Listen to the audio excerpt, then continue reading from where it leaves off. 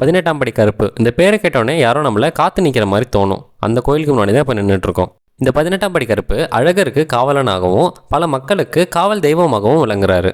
அழகருடைய சொத்துக்கள், அவர் அணிந்திருக்கக்கூடிய நகைகள்னு எல்லாத்தையுமே பாதுகாப்பாராம் இந்த 18ஆம் படி. இன்னும் குறிப்பாக சொல்லணும்னா அழகர் திருவிழா காலகட்டங்களில் கோயிலை விட்டு வெளியே போகும்போது என்ன நகைகள் போட்டிருந்தாரு அப்படின்னு கருப்பர் நோட்டமிட்டுக்குவாராம். திரும்பி வரும்போது அந்த நகைகள்லாம் சரியாக இருக்கா அப்படின்னு குறித்து வச்சுக்குவாராம்.